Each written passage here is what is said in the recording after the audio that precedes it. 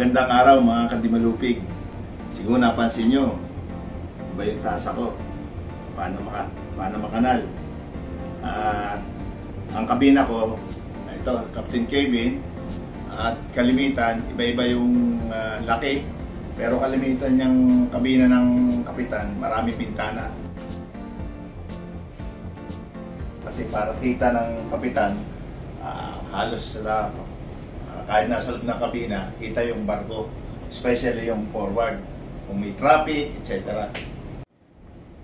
Kung naalala nyo, yung nakaraan, kami ang kumuha ng barko na to sa mga Indiano, full crew na Indiano, kinuha namin itong barko na to.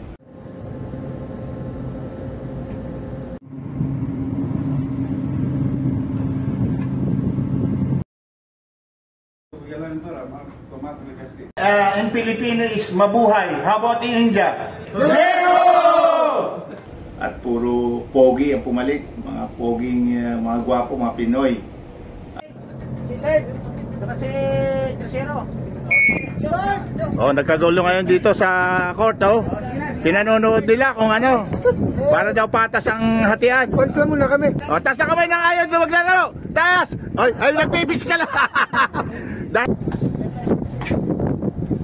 At sa Panama namin kinuha kasi doon kami nag-join na kami ni Chief Engineer. At kami ang pumalit. Ngayon, after 2 months, bumalik kami dito sa Panama. A very short Republic, Gran Colombia, 5 countries from Spain, Colombia, Venezuela, Bolivia. Ating aalamin kung anong kwento kasi napakaganda ng history ng Panama. Dahil sa 4 na beses niyang voyages across the Atlantic Ocean, ang Cristobal Panama ay pinangalan kay Christopher Columbus during ng kanyang port voyage noong 1502. Siya ay pinanganak sa Genoa, Italy, but naging citizen siya ng Spain. Ang pangalan niya sa Spanish ay Cristobal Colon. Dahil sa mga nagawa niya, napakaraming lugar, bansa ang ipinangalan sa kanya. Sila rito ang bansang Colombia. Pinanganak siya noong 1451 sa Genoa, Italy, at namatay siya noong May 20, 1506 sa Valladolid, Spain. Sa Pacific side naman, andon yung Balboa at ito ay pinangalan kay Vasco Núñez de Balboa, isang Spaniard, 1475 to 1519. He is best known for having crossed the Isthmus of Panama to the Pacific Ocean in 1513. Bakit ito ang dinadaan ng route ng mga barko? Oigan, me dice el operador que well, Greece is around 15 to 20 meters away from the locket. Okay, 15-20 meters away from the locket. Dice que pare la bomba. Medyo mahal ang dumaan dito sa Panama Canal. Lahat na ang mga basura.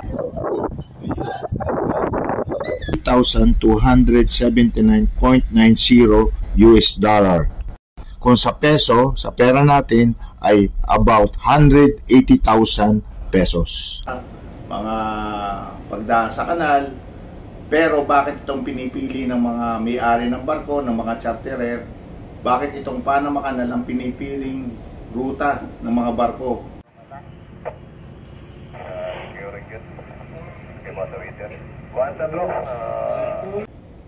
Para makatawid mula Atlantiko hanggang Pacific o Pacific Ocean to Atlantic Ocean. Alamin natin yung istorya ng Panama Canal. I start my stopwatch. I have been checking how many seconds it takes per start. Canal requires maximum 10 seconds per start. At yung mga tao dito. Kumusta ka? Kamusta ka? Okay lang? Okay lang sir.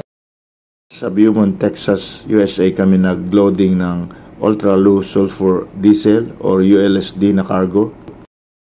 Mula Beaumont, Texas, USA, papunta ng Cristobal, Panama ay may distance na 1,580 nautical miles.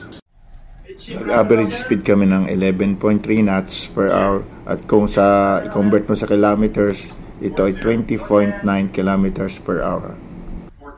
Mula Beaumont, Texas, USA hanggang Cristobal, Panama ay inabot kami na about 5 days and 20 hours. At kumonsumo kami ng about 130 tons ng bunker. Kung ang presyo ng bunker ay $600 per ton, so ang total na konsumo namin ay $78,000. Kung convert mo sa peso, sa pera natin, sa 55, ang nagastos ng barko para sa gasolina or bunker is nasa 4,290,000 pesos.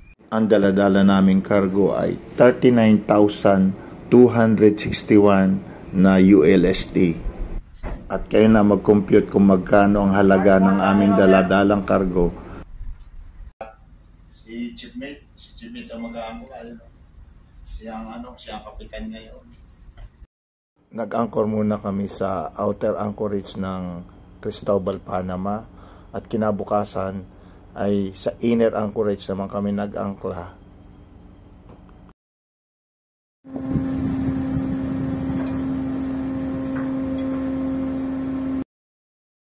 Naggasolina muna ulit kami dito o nagbunkering bago dumaan o mag-transit sa Panama Canal.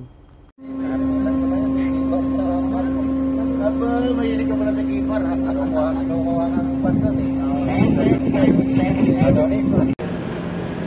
Make a trick of your video to reach. Maraming salamat sa inyong suporta at panonood, mga kadimalupig. Ingat po tayo palagi at mabuhay. Our inspection program began 25 years ago. August of 1998. Yes?